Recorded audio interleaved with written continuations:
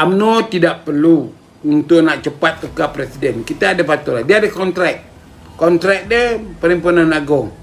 Jadi soal you tak suka dengan Zahid Hamidi, dia still presiden. Dari segi perlembagaan parti, dari segi peraturannya, dia diterima oleh ahli UMNO. Jadi kita tak boleh lah nak suruh dia berhenti sekarang. Sebab dia kena habiskan. Macam saya kata dengan Najib Razak lah waktu saya jumpa selepas kita kalah. Kenapa you pergi letak jawatan sebagai presiden? Patutnya tak boleh letak jawatan. You ambil lah tanggungjawab. Kan? Jadi itulah yang kita kena faham betul-betul. Jadi kalau kita dalam politik ni main suka hati ya, cakap main emosi ya, tak boleh. Saya nak cakap tuan-tuan, orang UMNO ni, diorang ini mengharapkan pemimpin. Saya di cawangan, mereka tak cerdik. Mereka jobless, mereka kerja biasa-biasa, kerja kilang, pensioner. Apa yang mereka mahu ialah ketua mereka, iaitu ketua mereka, buat kerja untuk mereka, jaga kebajikan mereka. Sekarang zaman pandemik, mereka tak ada memerlukan bantuan dan sebagainya. Jadi kita buatlah kerja untuk itu. Jadi yang bahagian juga ada tanggungjawab dia. Dan kumpulan grup saya tengok bahagian saya sibuk bagi bantuan kepada ahli-ahli UMNO yang kena kuarantin ataupun penduduk yang kena kuarantin, bagi makanan sebagainya, bakul makanan diserah kepada rumah-rumah yang kena kuarantin. Sebab itu adalah pandangan saya. Pada saya, tak payahlah kita nak buat di peringkat bahagian ini, nak bagi semua orang. Tak. Jadi kita tukar untuk bagi kepada mereka yang kuarantin kerana COVID. Tentu boleh kena kurung, mereka tak boleh keluar. Jadi yang itu kita bagi. Ya. Datuk, boleh komen sikit berkaitan Bersatu ingin susun plan menukar pengurusi BN? Tak ada. Pengurusi BN, protokol dia mestilah datang daripada UMNO yang majoriti kursi yang banyak. Tak ada sebenarnya orang nak boleh tukar. Ya. Haji Ahmed Said, apa pandangan Datuk? Apakah tarikh yang disesuai dan adakah perlu UMNO menyertai jajaran baru yang boleh memihak kepada UMNO sebagai antara dominan parti yang semula selain jajaran saya ada sekarang? UMNO tak perlu. Dia mesti konsisten dengan Barisan Nasionalnya, Tuan Haji Ahmed. UMNO mesti bergerak atas nama Barisan Nasional. Kita mesti berjuang untuk mendapatkan kursi kita yang balik, yang asal.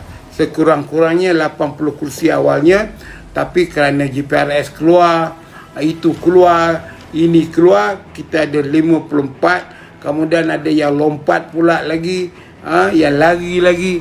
Jadi kita harap bahawa dengan 15 dengan 38 ini, 15 yang pelarian kursi kita kat Parti Bersatu dengan 38 dalam UMNO ini, lebih kurang 54 kursi ini kita akan dapat pertahankan dengan mudah. UMNO masih konsisten dengan pendirian dia bahawa pilihan raya akan datang. Sebaik saja bubar, kita putus hubungan dengan PBM dan UMNO berhak bertanding di kawasan mana Perikatan Nasional bertanding. Dan kita rasa bahawa kita agak senang sikit untuk dapatkan sokongan, termasuk melawan PAS, kerana PAS tidak wujud lagi. PAS pilihan raya akan datang tidak lagi menggunakan logo bulan dia. Dia menggunakan logo Perkataan Perikatan Nasional itu, macam Pakatan Harapan dulu. Pakatan Harapan dia gunakan logo DAP. Tapi lepas itu sekarang ni dia pakai logo Perikatan Harapan warna merah tulisan itu, seperti yang berlaku di beberapa pilihan kecil sebelum ini. Jadi kalau UMNO ni tidak bergabung dengan mana-mana parti pun, kepentingan dia boleh menang. Hanya masalah yang bangkit sekarang ini ialah di kawasan-kawasan yang mana menghadapi 4 penjuru, 3 penjuru. Jadi kalau UMNO bertanding sampai 4 penjuru, 1 PKR ataupun 1 DAP, Melayu bertanding 3 penjuru, jadi dengan sendirinya sama ada PKR atau DAP menang. Saya nak katakan teori saya very simple ya.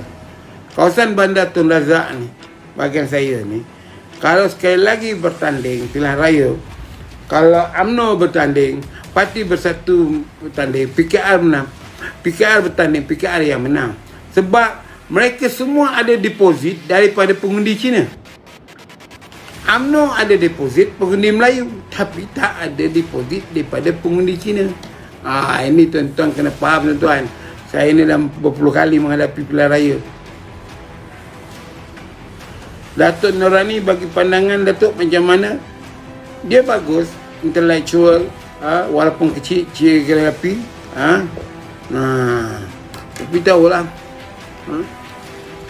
Dan dia pun, saya pun tak tahu bagaimana Ketua Pengarah Jabatan Pengajian Tinggi itu berdepan dengan dia hari ni dalam syarat kabinet.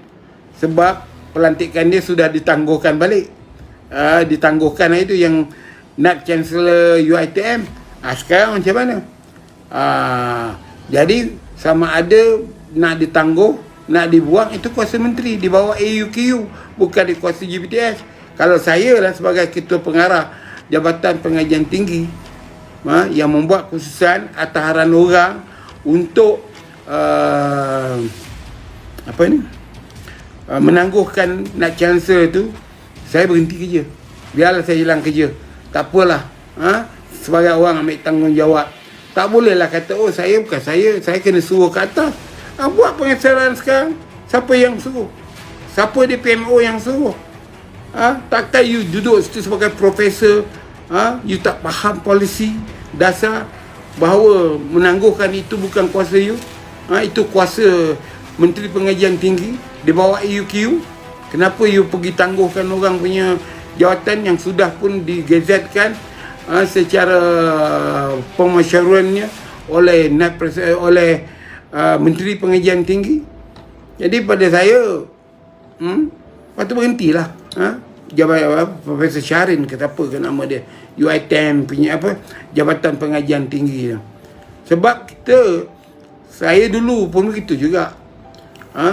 Macam saya ada prinsip, waktu saya kerja di satu agensi kerajaan, ni orang-orang gaji buruh-buruh ni, pekerja-pekerja buruh ni dulu dipanggil IMG Industry Management Group, tak salah saya. Saya yang membuat tindakan tertib. Bila tindakan nak buang kerja, saya tak sign surat tu. Saya suruh bos saya sign.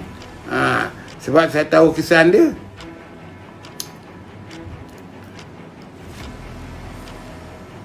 Adakah ahli UMNO yang digantung keahliannya boleh bercakap soal parti? Muhammad Nizam tanya saya. Tak jadi ahli UMNO pun boleh bincang parti. Apa masalah dia? Hanya dia tidak berhak untuk hadir dalam syarat-syarat UMNO. Itu saja. Muhammad Nizam, dia nak cakap lah. Muhammad Nizam tak ahli UMNO pun boleh cakap. Itu hak. Tak ada apa masalah pun. UMNO kalah sebab rakyat kena tipu dengan pembohong. Sebab itu 2 tahun kena step down. Itu fakta. Dia bukan bohong. Masa 2018 pertandingan itu, pilihan raya itu bukan parti yang memerintah, tapi siapa nak jadi Perdana Menteri. Jadi yang nak bakal jadi Perdana Menteri gunakan macam-macam muslihat, fitnah, pembohongan dan sebagainya. Kerana masa itu pertandingan antara Najib Razak dengan Dr. Mahathir untuk jadi Perdana Menteri. Walaupun PH menang, dia tak dapat juga 2/3 kursinya di Parlimen. Kemudian tu dia berpecah lagi. Hanya sekarang ni sama-sama mempunyai nyawa-nyawa ikan yang keluar daripada PBBM. Dah asalnya 6, 2 keluar, tinggal 4. Yang keluar pada 6, tapi ada katak yang tolong memberikan dia jumlah sedikit. 15 daripada UMNO, 9 daripada PKR. Jadi dia ada lebih kurang 31. Jadi asal dia, wajah yang sebenar, kata-kata orang Indonesianya aslinya 6 saja. Yang lain itu 25 orang itu katak saja. Yang boleh lompat lagi tu. Itu kalau tak dibagi jawatan, lompat lagi. PRU 15 rakyat menumbangkan UMNO sekali, tak mungkin. Rakyat dia tak akan tumbangkan UMNO ni. Yang menumbangkan UMNO ni pemimpin UMNO. Daripada zaman Tun Razak, di zaman Hussein On, tak berapa kali dah disebut oleh Presiden Parti bahawa UMNO ini bukan binasa dari luar, dari dalam. Tengoklah sekarang ni, orang yang memburuk-burukkan UMNO, yang cuba nak gulingkan UMNO, nak mansuhkan UMNO, dilantik lagi jadi menteri, jadi timbalan menteri. Jadi itu sebab saya kata umur kerajaan Ismail Sabri ni, kalau lepas 100 hari, Alhamdulillah, bolehlah kita sedekah pisang. Tapi saya tak nampak dia boleh lepas 100 hari. Pada saya lah, dengan sikap 13 orang tu, dia sekarang ada 114. Jadi kalau 6 saja tarik, uyup lah jawab dia. Tak banyak-banyak pun.